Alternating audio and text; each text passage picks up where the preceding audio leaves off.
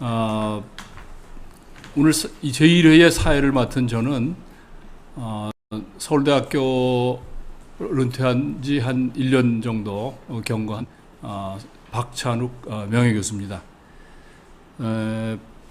제가 그동안 학술회의 사회를 여러 번 맡아왔습니다만은 유튜브 생방송은 그 처음이라 좀 생소합니다. 그래서 본의 아니게 매끄럽지 못하게 진행하지 않을까 하는 걱정도 있습니다만은 최선을 다하겠습니다. 프로그램에서 여러분들 보신 바와 같이 제1회의의 주제는 선거제도의 변화, 후보자 공천과 총선 과정에 관한 것입니다. 우리가 총선을 분석하려면 이 총선의 기틀이 되는 그 법제를 먼저 살펴봐야 될 겁니다.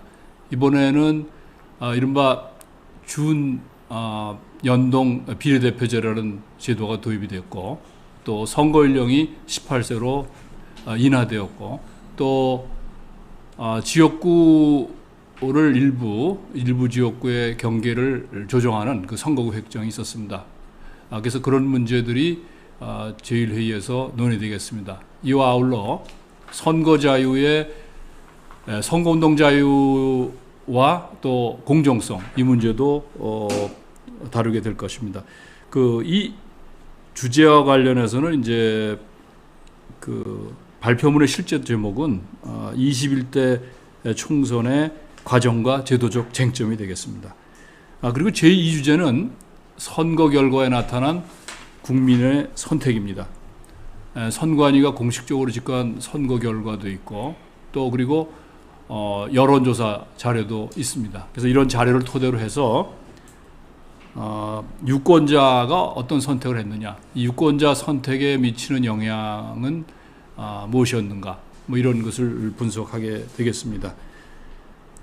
이 주제에 관련해서 발표문의 실제 제목은 코로나 바이러스 사태와 2020년 총선입니다.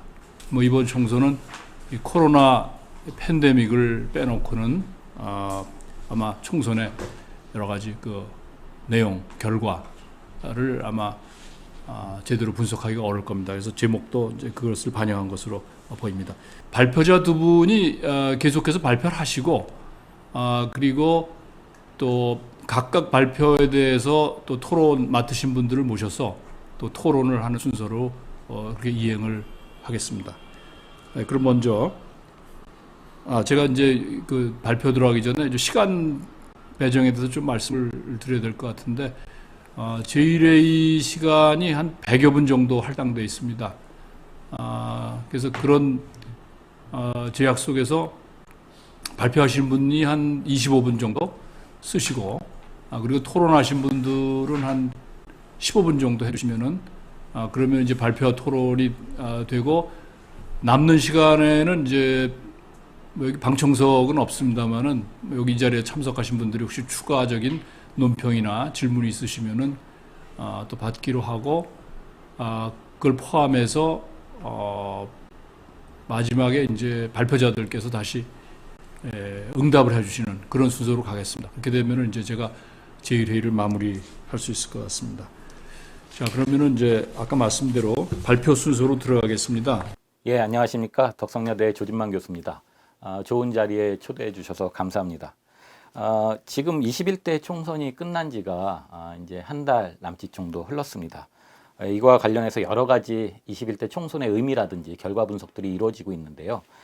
이러한 부분들과 관련해서 저한테는 이제 21대 총선에서 제기되었던 어떤 과정과 제도 문제, 이런 것들의 쟁점들을 좀 살펴봐 달라는 요구가 있으셨습니다. 그래서 그거와 관련한 얘기를 좀 드려보도록 하겠습니다.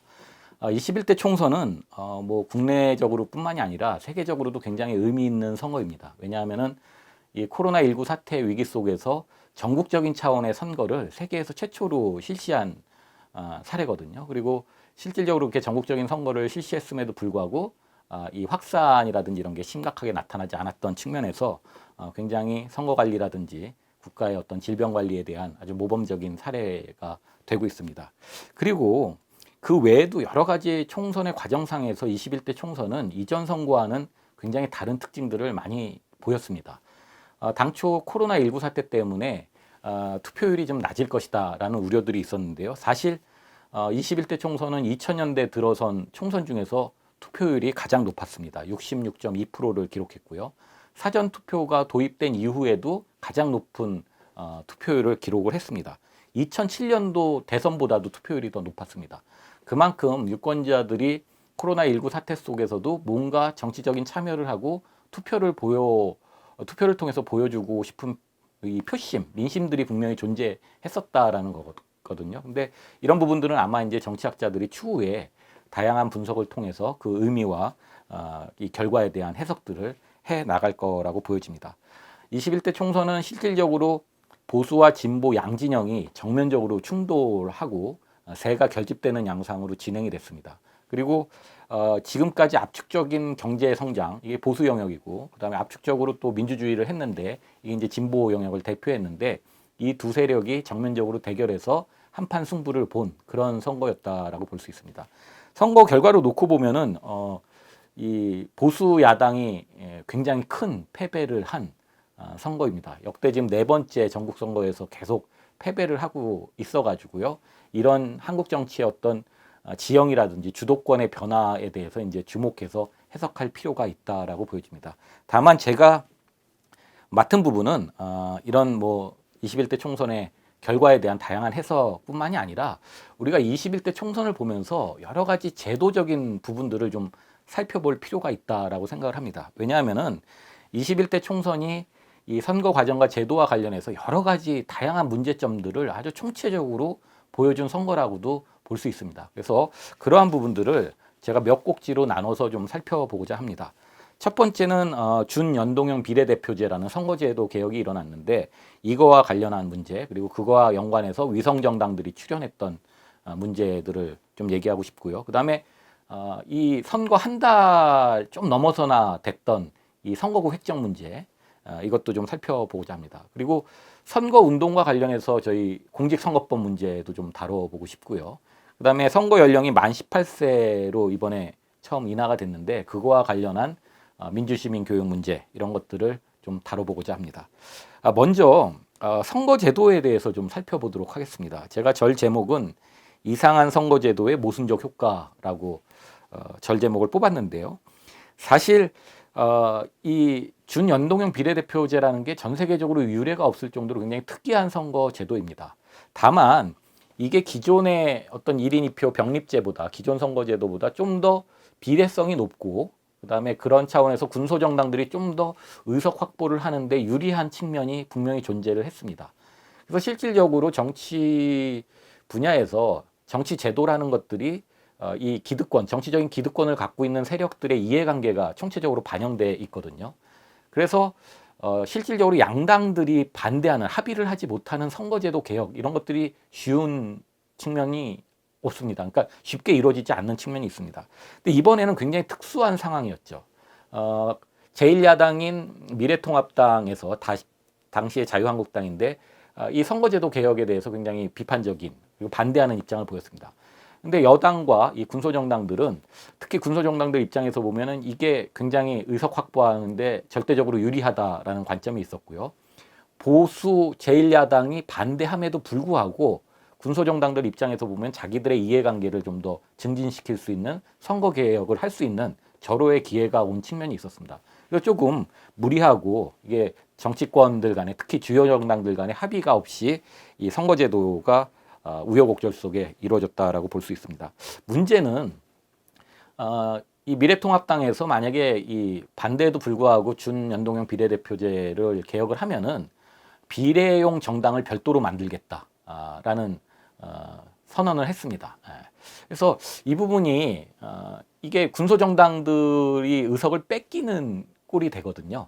그리고 약간 어떻게 보면 꼼수 정치라는 비판도 많이 있었고요. 근데 결국 문제는 이런 상황에서 여당인 더불어민주당도 정치적인, 어차피 정당이라는 게 선거에서 승리할 목적이고 의석을 많이 확보하는 게 제일 목적이기 때문에 비판을 감수하더라도 똑같은 차원의 더불어 시민당이라는 위성정당을 또 만들게 되었습니다.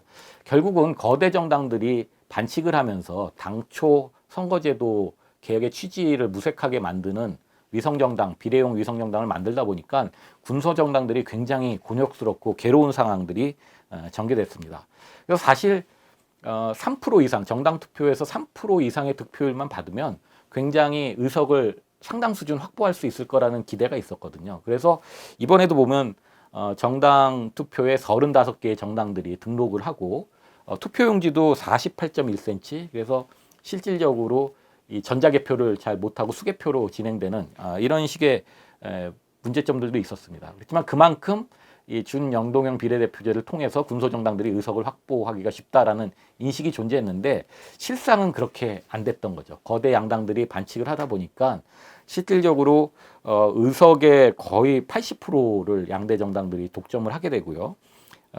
양대 정당 외에는 정의당, 국민의당, 열린민주당이 5석, 3석 이렇게 의석을 확보했는데 당초 기대했던 거에 비해서는 굉장히 부족한 성과였다라고 볼 수 있습니다. 그래서 이 선거제도는 아마 전 세계적으로 아까도 말씀드렸지만 유례가 없고 21대 총선에서 워낙 많은 문제점들이 나왔기 때문에 21대 국회에서도 이 선거제도 개혁에 대한 논의들은 바로 일어날 것이라고 보여집니다. 다만 우리가 민주화 이후에 한국의 모든 정치 제도가 합의적이고 좀 비례적인 부분들을 좀 더 강조하고 그런 방향으로 개혁이 된 측면들이 있습니다. 그래서 좀 이번 기회를 통해서 한국 사회가 어떤 민주주의를 해야 될 것인가에 대한 고민을 토대로 선거제도도 이렇게 꼼수라든지 이렇게 좀 뭐 너무 타협적인 게 아니라 진짜 한국 사회가 원하는 민주주의의 모습, 그리고 그 모습을 실현하는 데 유용한 수단으로서의 선거제도 개혁이 원칙적으로 좀 잘 이루어질 필요가 있다라고 보여집니다. 다음으로 두 번째는 선거구 획정에 대해서 좀 말씀을 드려보겠습니다. 이제 절제목은 제가 더 이상 정치권에 맡기기 힘든 선거구 획정이라고 했는데요. 이 선거구 획정이 워낙 지역구 국회의원들한테는 아주 핫한 문제입니다. 자기가 4년 동안 지역구 활동을 해놨고 다음 선거에서 그 지역에서 이제 평가를 받아야 되는데 이 선거구 획정을 통해 가지고 여러 가지 이제 지역구가 조정되거나 그러면은 당락에 영향을 미칠 수 있기 때문에 굉장히 민감한 부분입니다. 그래서 이런 부분들을 정치권의 입김을 좀 줄이기 위해서 선거구 획정위원회라는 독립적인 기관을 선관위에서 운영을 하고 있습니다. 그래서 여기에 따르면은 선거관리위원회의 선거구 획정위원회는 18개월 이전에 구성이 돼서 실질적으로 13개월 이전에 선거가 되기 13개월 이전에는 국회의장한테 선거구 획정안을 제출해야 됩니다. 그리고 1년 이전에는 지역구를 확정해야 되는데 사실 이런 부분들이 원칙적으로 잘 지켜지지 않고 있습니다. 이번에도 최종 선거구 획정이 선거일 앞두고 39일 앞두고 맞춰졌습니다. 17대에는 37일, 뭐 18대에는 47일, 뭐 제대로 지켜진 적이 없습니다. 이게 정치 신인들 같은 경우에 그리고 기존 현역 의원도 마찬가지입니다. 자기가 선거를 준비해야 되는데 선거구 획정이 정확히 어떻게 안 됐는가를 놓고서 선거운동 한다는 게 참 말이 안 되지 않습니까? 그러니까는 거의 한 달 앞에 두고 선거구 획정하는 이 문제를 법도 안 지키는 거죠. 법을 만들고 그러는 국회가 법을 스스로 안 지키는 이런 문제들을 지금 제도적으로 보완할 필요가 있다라고 보여집니다. 그래서 이런 부분들은 좀 더 앞으로의 이 제도 개선할 때는 더 이상 이제 정치권에 맡기기는 좀 어렵고 정치권이나 정당이 개입할 수 있는 여지들을 최소화하는 게 좋을 것 같다라는 생각을 합니다. 그래서 지금 선거구 획정위원회도 좀 상설 기구화하고 그다음에 좀 더 다양한 위원들이 좀 참여를 하고 정당 추천이라든지 이런 부분들을 좀 더 줄여 나가고 그렇게 하면은 좀 괜찮지 않을까라는 생각을 하고요. 그다음에 선거구 획정에 있어서 이 인구 비례라는 게 굉장히 중요합니다. 국회의원 선거 같은 경우에 최대 선거구와 최소 선거구의 인구 편차가 2대1을 넘으면 위헌이 되는데 지금 그러다 보니까 저희가 수도권 집중이 워낙 심해가지고 지방 같은 경우에 공영 선거구라고 그러죠. 강원도에서 워낙 면적이 큰 선거구들이 늘어나고 있습니다. 근데 이런 부분들도 좀 이제 좀 고민을 할 필요가 있다라고 보여집니다. 예를 들어서 영국이나 캐나다 같은 국가에서는 일정 면적 이상이 되는 선거구는 이 인구수 제한 이런 거에 예외 조항을 두는 경우들이 있습니다.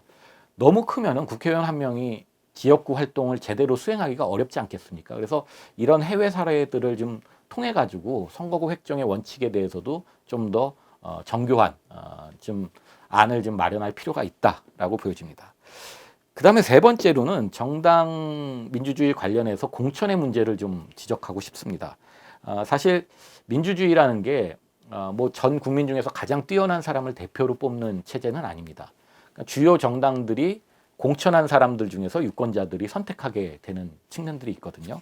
그런 거를 놓고 보면은 굉장히 정당의 공천이 중요하다라고 볼 수 있죠. 특히 한국같이 동양 사회에서는 인물 투표, 그러니까 인물을 중시하는 투표도 굉장히 많이 합니다. 유권자들이 정당이 제 기능을 잘 수행을 못하기 때문에 인물에 대한 평가가 중요합니다.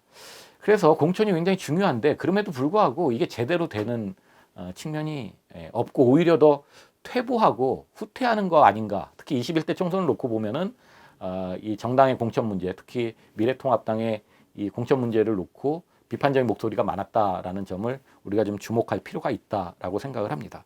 그래서 사실 당원 당규 뭐 정관상에 이 인재 영입과 관련한 규정들이 다 있습니다. 각 정당마다 룰들이 다 있고요. 근데 그런 룰들을 제대로 안 지키고 사천을 하려고 그러든지 공천을 통해서 정당 지도자들이 자신의 영향력을 확대하려는 그런 유인들이 계속 있거든요.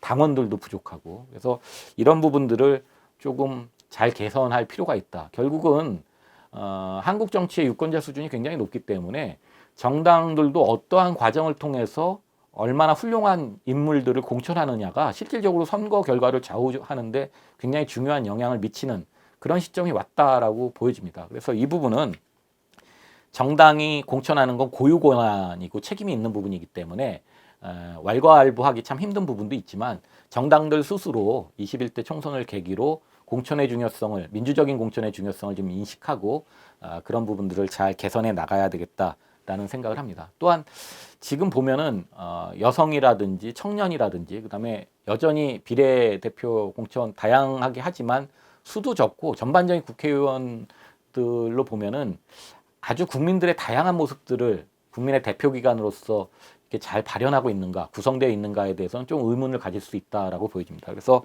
좀 더 다양한 후보들을 좀 선거 끝나면 4년 동안 좀 잘 찾아서 영입을 하고 그런 다음에 좀 막말이라든지 여러 가지 범죄 경력, 좀 후보의 어떤 자질이 좀 떨어지는 후보들에 대해서는 사전에 좀 정당 차원에서 검증을 철저하게 해가지고 공천을 주고 나서 나중에 이 뒷소리를 듣는 일이 없도록 만드는 것이 훨씬 중요하다라고 생각을 합니다.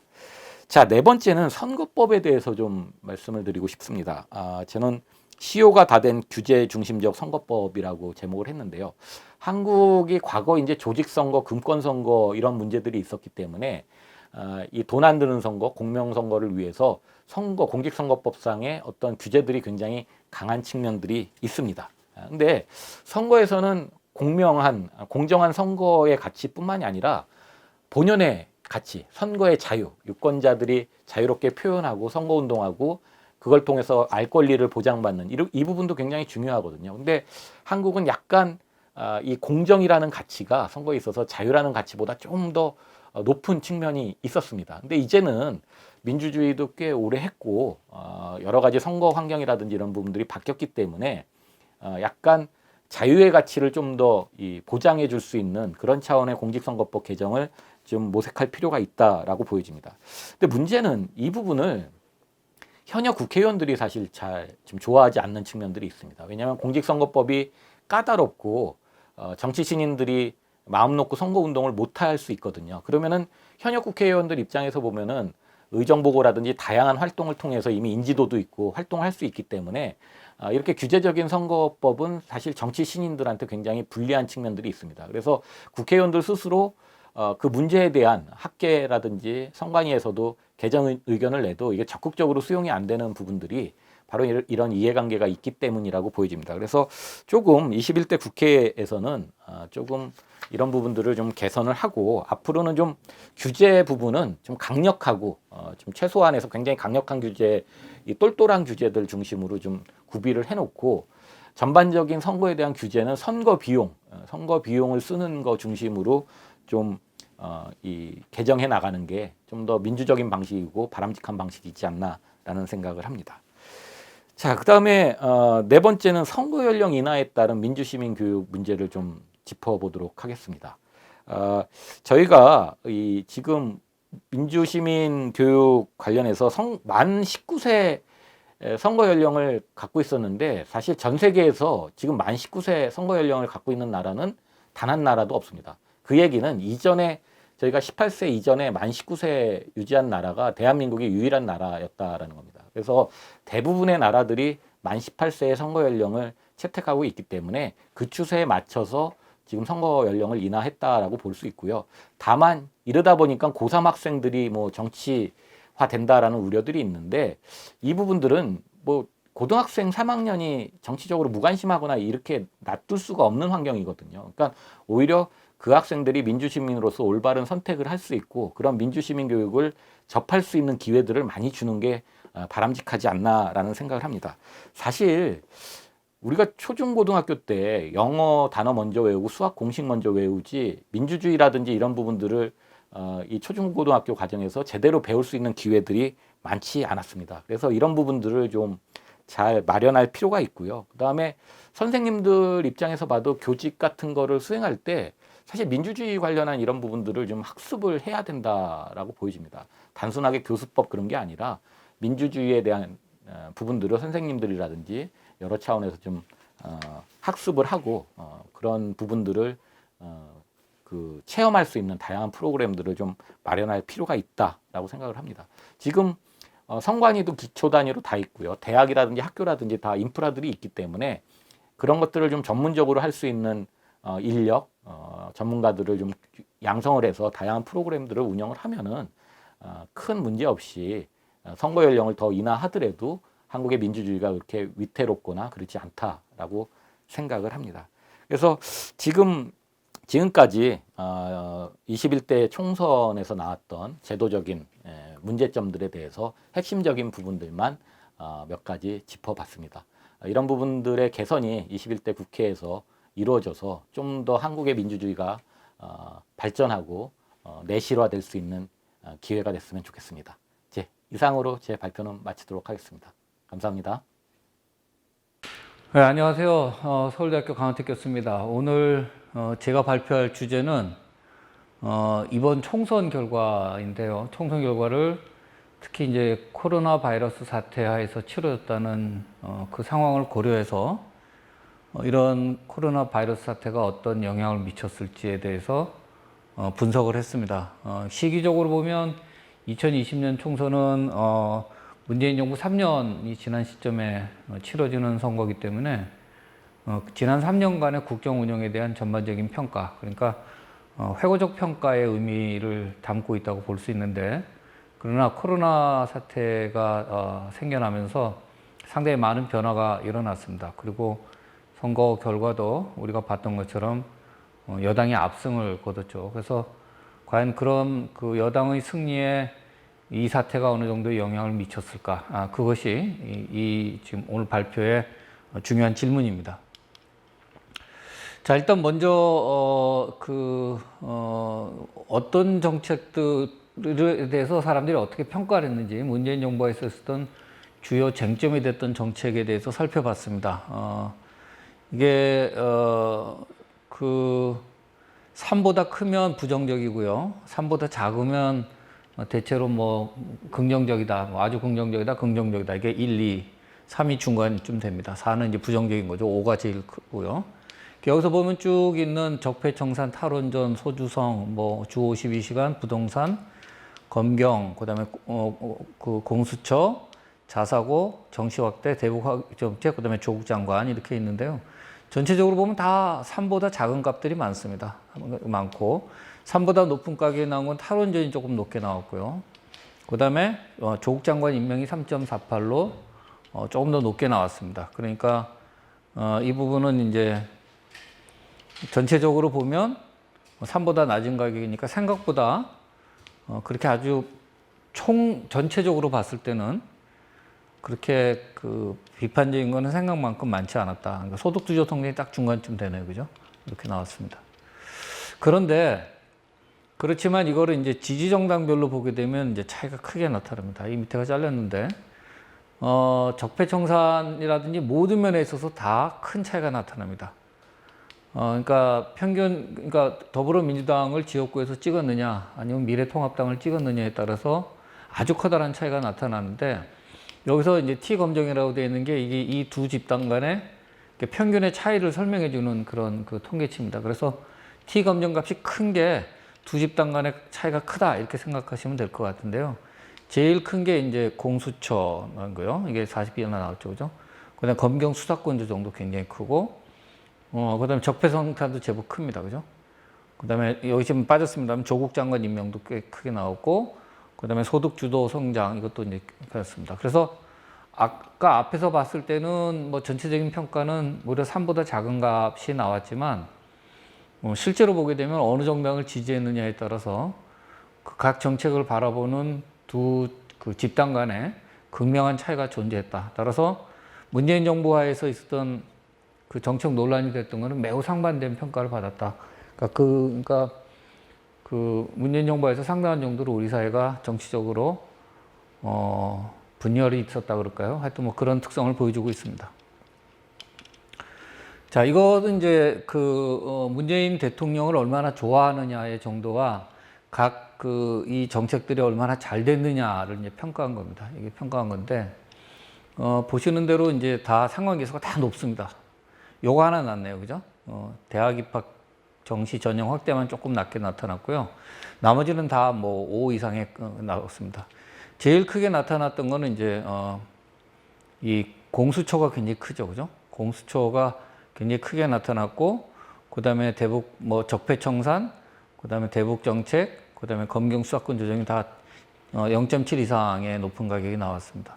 그러니까 전체적으로 보면 대통령에 대한 평가, 좋아하고 싫어함에 따라서 정책에 대한 평가가 확 구분된다는 걸 알 수 있습니다. 그래서 만약에 이런 류의 이슈들이 중 가운데서 한두 개라도 선거에서 굉장히 중요한 쟁점이 되었다면, 그러면 아마 이제 그거에 대한 찬반의 논란이 크게 일었을 거고, 그게 어떤 의미에서 보면 이제 중간평가적 속성이 두드러질 수 있는 가능성도 있었다고 볼 수 있습니다. 왜냐하면 각 이슈에 대한 평가가 워낙 다르게 나타나기 때문에. 근데 이제 실제로는 그렇지 않았죠, 그죠? 그래서 이번에는 그러면 도대체 이번 선거에서 유권자들이 중요하게 생각했던 이슈는 어떤 것이 있는지, 그걸 이제 한번 살펴보겠습니다. 그래서 전체적으로 보면 이 총선의 의미는 국정 운영에 대한 평가, 중간평가적 속성이 좀 있는 거죠. 이게 있는 거고요. 대통령에 더 긍정적으로 생각할수록 이제 힘을 실어줘야 된다, 이렇게 가는 거죠. 그 다음에 또 영향을 미친 게 이제 적폐청산에 대한 것도 유의미하게 나왔고, 검경 수사권 조정, 대북 화해 정책, 조국 장관, 이런 것들이 이제 문재인 정부에 힘을 실어줘야 되느냐, 혹시 심판해야 되느냐에 영향을 미쳤죠. 총선을 해석하는데. 그래서 그런 의미에서 보면 확실히 앞에서 봤던 것처럼 시기적으로 볼 때는 중간평가의 의미가 분명히 있었다. 이렇게 볼 수 있습니다. 중간평가의 의미가 있었다. 그렇게 볼 수 있는데, 실제로도 과연 그랬느냐, 이거 이제 우리가 이제 봐야 되겠죠. 실제로도 과연 가능했느냐. 이제 다음으로 이제 보면, 이제 선거에서 이제 이슈의 영향을 이제 봤습니다. 각 이슈의 영향을 봤는데, 이제, 요게 지금 제가 모아놨는데요. 요게 이제 영향이 없다고, 요 밑에 있는 게 이제 영향이 있다는 겁니다. 그래서 보게 되면, 영향이 있다는 순서는 코로나 사태로 인한 정부의 대응이 62.9로 굉장히 높게 나왔고요. 그 다음에 이제 검찰개혁과 공수처 신설이 50% 넘었죠. 그죠? 영향을 받았다는 거고요. 그 다음에 이제 조국 법무장관, 소득주도 성장, 대북 경제 정책이 한 40% 정도 선이 됩니다. 근데 일부에서 이제 이야기했던 무슨, 사실상의 뭐 돈 퍼주기 아니냐 이런 이야기 했었던 긴급 재난지원금의 영향은 생각보다 그렇게 높게 나타나지 않았습니다. 높게 나타나지 않았고요. 그 다음에 종부세도 뭐 일부에게만 아마 해당이 됐던 것 같고, 전체적으로는 그렇게 높지 않았고요. 선거법 개정과 위성정당 창당도 뭐 보통이다가 훨씬 더 많았습니다. 그래서 여기서 결국 보게 되면 우리가 앞에서 봤던 경우에는 여러 가지 주요 정점들에 따라서 그 평가가 다르게 나타났는데, 근데 이제 흥미로운 것은 여기서 어떤 그러니까 이슈의 우리가 현저성, 세일리언스라고 얘기하는데, 이슈 세일리언스의 측면에서 보게 되면 검찰개혁이나 공수처, 조국 사태, 뭐 소득주도 성장, 대북 정책, 이게 이제 굉장히 갈등적인 이슈들이죠.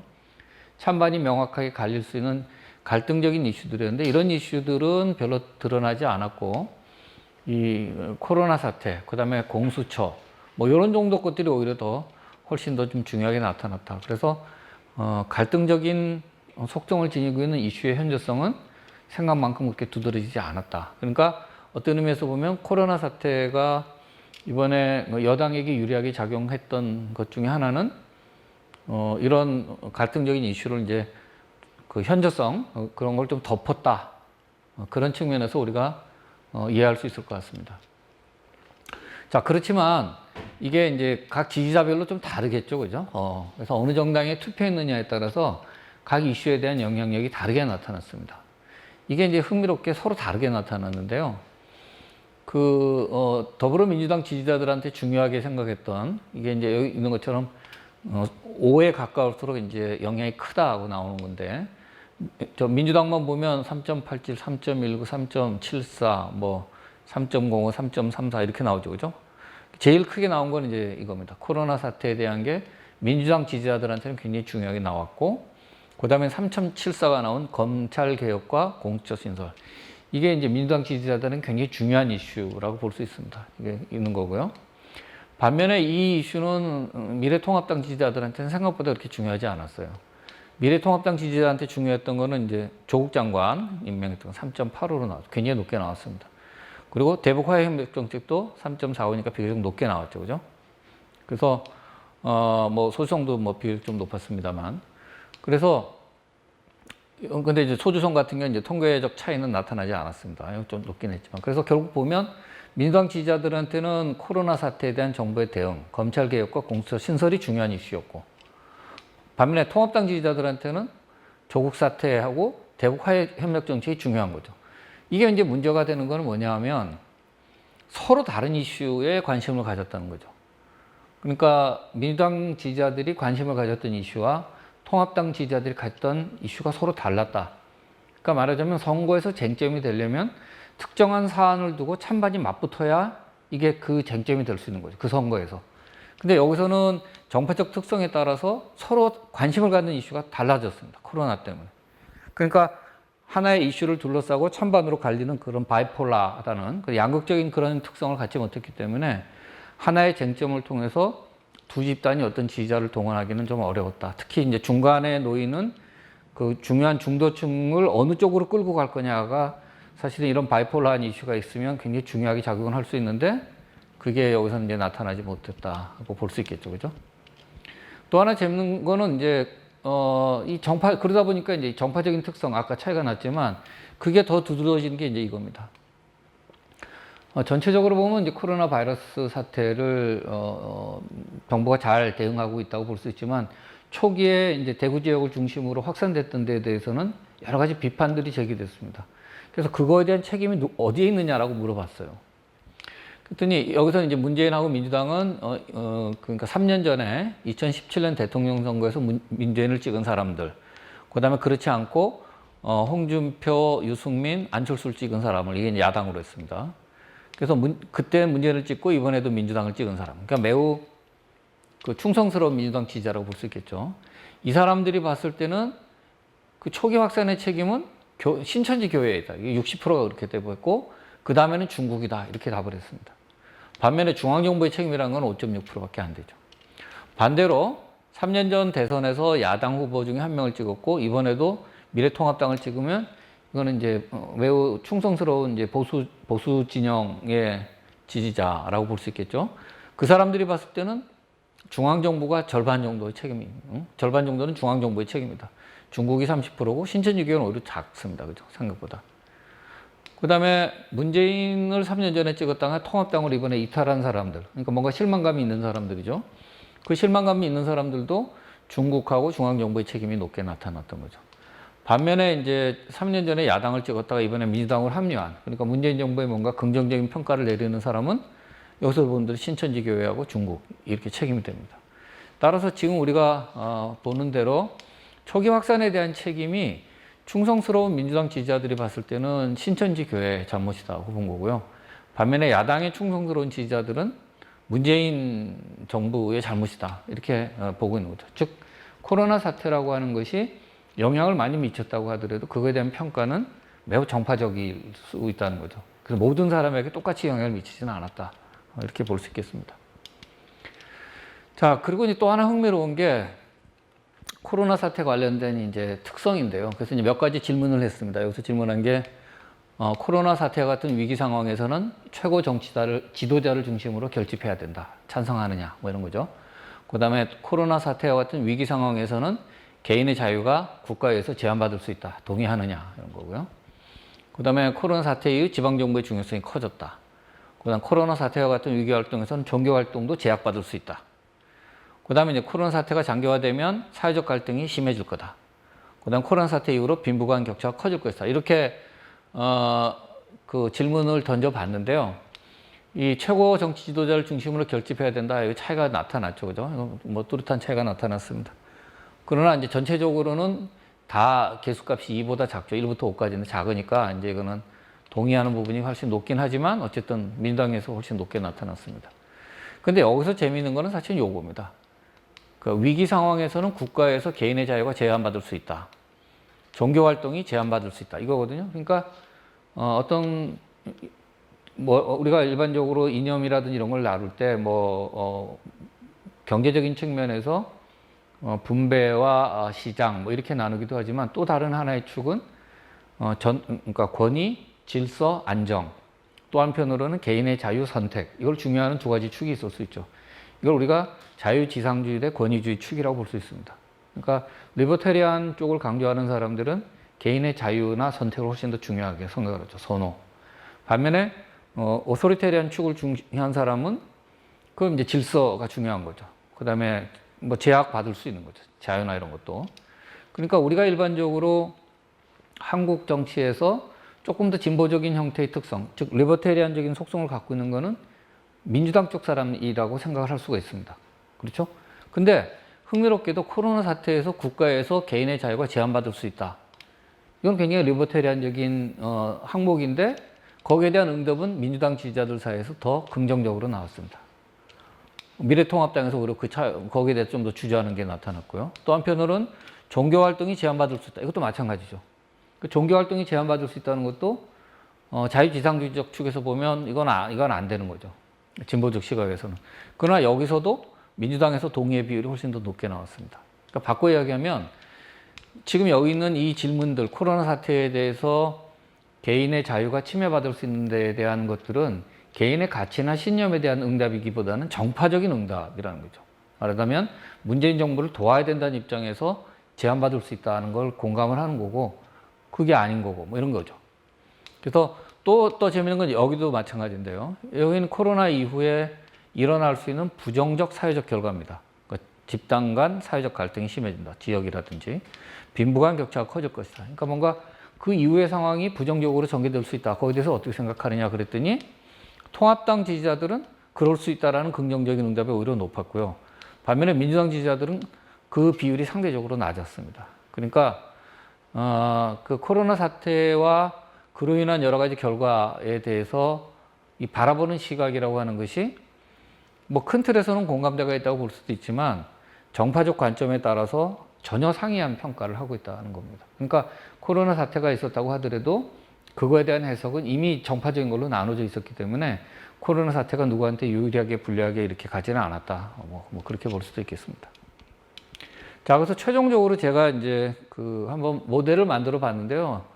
제가 여기에 있는 처음에 모델 1에서 한 거는 다 코로나 정부 대응, 긴급 재난지원금, 종합부동산세, 검찰개혁과 공수처, 선거법 개정, 위성명단, 소득 주도 성장, 그다음에 조국 장관 임명, 대북 화해 정책.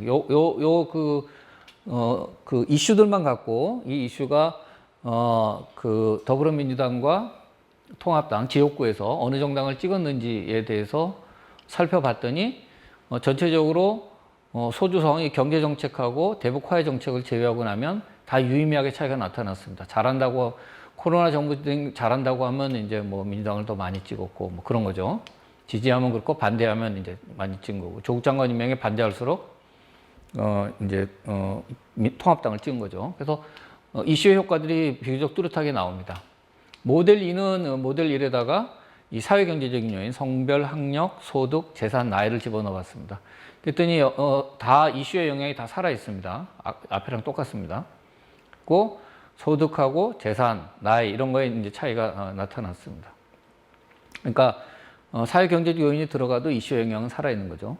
그 모델 3은 여기다가 이제 본인의 그 주관적 이념 성향을 넣어봤습니다. 그랬더니 그 사회 경제적 요인에서는 이제 연령 변수만 살아남았고 이념 중요하게 나왔고 또 이 각 이슈의 영향도 똑같이 살아남았습니다. 모델 1에서와 마찬가지로. 그리고 이제 지역을 그 다음에 이제 집어넣습니다. 모델 4에서 지역을 넣었더니 호남 그 다음에 대구 경북은 나왔는데 흥미롭게도 부산, 울산, 경남은 통계적으로 유의미하게 나오지 않았습니다. 그러니까 지역주의가 호남이나 이번에 뭐 지역주의 부활 이야기도 나왔지만 호남이나 대구, 경북은 나왔지만 부산, 그러니까 PK 지역은 안 나온 거죠. 이것도 주목해 볼 부분인 것 같습니다. 그러니까 영남의 지역주의가 동조화되지 않고 있다는 걸 보여주는 한 사례일 수 있고요. 관심을 갖고 있는 이슈는 마찬가지로 경제 부분하고 소주성하고 대북화의 협력 정책을 제외하면 다 유의미하게 나왔습니다. 그러니까 이슈가 다 영향이 있다라고 볼 수 있는 거죠. 그런데 맨 마지막에 집어넣은 게 이제 문재인과 황교안이라고 하는 다 정파의 지도자를 집어넣습니다. 집어넣었더니 이슈의 영향이 다 사라지고 조국 장관 것만 이슈의 영향력이 살아남았고 나머지는 다 사라졌습니다. 다 사라져버리고 나이하고 그다음에 호남 이것만 남고 나머지는 여기로 다 가버린 거죠.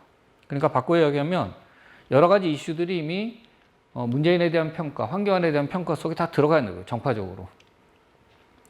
그리고 이제 호남의 경우에도 이 호남이 나온 것도 굉장히 재미있는데요. 제가 사실은 여기에 문재인, 황교안 대신에 민주당에 대한 호감도, 그 다음에 미래통합당에 대한 호감도를 한번 넣어봤습니다. 그랬더니 이 호남 변수의 통계적 유의미성이 사라졌어요.